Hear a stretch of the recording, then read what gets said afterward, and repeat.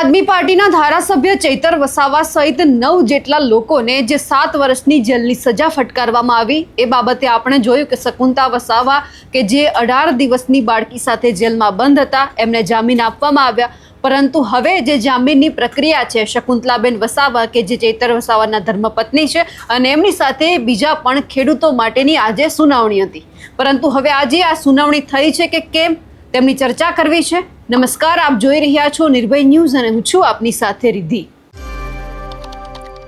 ચૈતર વસાવા એમની સાથે હજુ પણ બીજા ઘણા બધા ખેડૂતો જેલમાં બંધ છે। ચૈતર વસાવા એક સંદેશ એવો આપ્યો હતો કે સૌથી પહેલા ખેડૂતોને શકુંતલા વસાવા છે જેલની બહાર આવી જશે, એ જ પછી મારા મુદ્દે પિટિશન દાખલ કરવામાં આવે, એ જ પછી ચર્ચા કરવામાં આવે, એટલે કે સુનાવણી થાય। પરંતુ આ બધાની વચ્ચે લગભગ બુધવારે પણ જ્યારે આખા કેસ બાબતે શકુંતલાબેન વસાવા છે, બીજા પણ ખેડૂતો છે, એ તમામની જામીન બાબતે સુનાવણી શરૂ હતી, બુધવારે થઈ,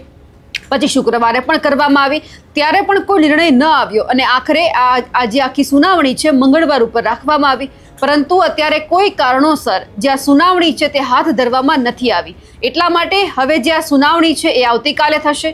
ક્યાંક જ્યારે શુક્રવારના દિવસે જ્યારે સુનાવણી થઈ રહી હતી એ જ દરમિયાન ક્યાંક એ પણ ચર્ચા થઈ હતી કે જો આ સુનાવણી મંગળવારે ન થાય કોઈ કારણોસર તો પછી એમને બુધવારે ક્યાંક રાખવામાં આવે, એટલે કે હવે આવતીકાલના રોજ આ આખી સુનાવણી થશે અને એ જ સુનાવણી પછી એવી ખબર પડશે કે જે શકુંતલા વસાવા છે એમની સાથે જેટલા પણ બીજા ખેડૂતો જેલમાં બંધ છે તમામ લોકોને જામીન મળે છે કે કેમ। કારણ કે જ્યારે શુક્રવારે જ્યારે આખી સુનાવણી ચાલુ હતી ત્યારે પણ જે જસ્ટિસ વિમલ કે વ્યાસ છે તેમના દ્વારા એવું કહેવામાં આવ્યું હતું કે જે ખેડૂતો છે એમની આખા ગુનામાં શું ભૂમિકા છે અલગ અલગ કરીને મારી પાસે લાવવામાં આવે, જેથી કરીને મને પણ સરળતા રહે કે આખા કેસની અંદર નિર્ણય શું આપવો। કારણ કે જામીન માટે જ્યારે અરજી કરવામાં આવી હતી ત્યારે સ્વાભાવિક છે કે જ્યારે વર્ષ 2023માં જ્યારે આ ઘટના બની હતી ત્યારે જેટલા પણ લોકો ત્યાં હાજર હતા એ તમામને જ્યારે સજા તો ફટકારવામાં આવી, પરંતુ એ તમામ લોકોની ભૂમિકા શું છે એ પણ ક્યાંક જાણવું એટલું જ જરૂરી છે કે કોઈ વ્યક્તિ છે વગર વાંકે એમને ક્યાંક સજા ન થાય તે બધી જ બાબત છે એ ક્યાંક ધ્યાનમાં પણ રાખવી પડે। એટલે હવે ક્યાંક ચર્ચા એ પણ થઈ હતી કે જો મંગળવારે કોઈ નવા કેસ સામે આવે તો જે આખો કેસ છે તેમની સુનાવણી ના થાય, પરંતુ હવે કોઈ કારણોસર જે આખી આ સુનાવણી આજે નથી થવાની, એટલે ક્યાંક એવી આશા હતી કે જો આજે સુનાવણી થાય તો પછી સૌ કોઈનું ધ્યાન એવું પડે કે એમને જામીન ક્યારે મળે છે, ક્યારે બહાર આવે છે, પરંતુ હવે આ આખી બાબત અહીંયા ઊભી રહી જાય છે, એટલે કે હવે આવતીકાલે જ ખબર પડશે કે હવે શું થવાનું છે। પણ ચર્ચા એ પણ છે કે જે રીતે વસાવા કે જે પોતાની આખી આગેવાનીની અંદર જેમણે એક આખી સભાનું આયોજન કર્યું આ તમામ લોકો બાબતે, અને એ જ જ્યારે સભાનું આયોજન થાય જે અલગ અલગ નેતાઓ દેડિયાપાડામાં પહોંચે પહેલા જે શકુંતલા વસાવા જે 18 દિવસની બાળકી સાથે જેલમાં બંધ હતા એમને જામીન આપી દેવામાં આવ્યા, પરંતુ અત્યાર સુધી આ સામાજિક રીતે તમામ લોકો લડતા હતા, હવે આમ આદમી પાર્ટી પણ આ આખી તમામ બાબતે લડી લેવાના મૂડમાં છે। 1 લાખથી વધારે લોકો છે તે ભેગા થવાના છે, જે કલેક્ટર છે તેમને આવેદનપત્ર આપવાના છે, સહી ઝુંબેશનું આયોજન કરવામાં આવ્યું છે અને આ જ સહી ઝુંબેશના આધારે ક્યાંક આવેદનપત્ર આપી જે રાજ્યપાલ છે કે રાષ્ટ્રપતિ છે તમામને ક્યાંક સંબોધન પણ કરવામાં આવશે કે તમે આખા જે અત્યારે મુદ્દો ચાલી રહ્યો છે એમના ઉપર તમે કંઈક નિર્ણય કરો। એટલે કે ગોપાલ ઇટાલિયા હોય, ઈસુદાન ગઢવી હોય, આ તમામ લોકો છે તે હવે ક્યાંક દેડિયાપાડાનો અલગ અલગ જે વિસ્તાર છે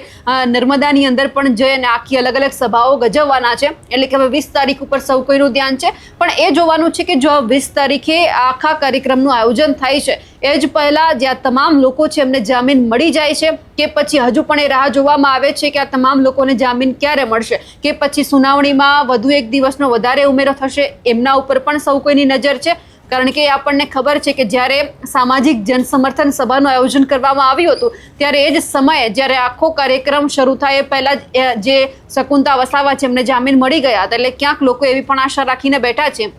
કે જેમ જેમ 20 તારીખ નજીક આવશે એમ તમામ લોકોને ક્યાંક જામીન મળે તેવી પણ શક્યતા અત્યારે ક્યાંક વ્યક્ત કરવામાં આવી રહી છે। પરંતુ જો જામીન નહીં મળે તો પછી આમ આદમી પાર્ટી કઈ રીતે લડશે એ પણ સવાલ છે। માત્ર સહી ઝુંબેશના આધારે જો ન્યાય મળતો હોય તો પછી ઘણા બધા એવા મુદ્દા હજુ પણ ગુજરાતની અંદર ક્યાંક ચાલી રહ્યા છે, તમામ લોકો પણ એવી આશા રાખીને બેઠા છે કે જે રીતે ચૈતર વસાવાને મદદ થઈ રહી છે ગુજરાતના તમામ લોકોને પણ એ જ રીતે મદદ મળે। ખેર આ બધાની વચ્ચે હવે આવતીકાલનો દિવસ કે એમના ઉપર સૌ કોઈની નજર છે કે જામીન કેટલા લોકોને મળે છે, ક્યારે તમામ લોકો બહાર આવે છે, અને જો બહાર નહીં આવે, જામીન નહીં મળે અને તો પછી જે આખું આંદોલન છે સહી ઝુંબેશ એ કેટલું ઉગ્ર બને છે એમના ઉપર સૌ કોઈની નજર છે। અમારા અહેવાલને લઈને આપનું શું માનવું છે કમેન્ટ કરીને ચોક્કસથી જણાવજો. સાથે જ અમારી નિર્ભય ન્યૂઝ ચેનલને લાઇક, શેર અને સબસ્ક્રાઇબ કરવાનું ભૂલશો નહીં. નમસ્કાર.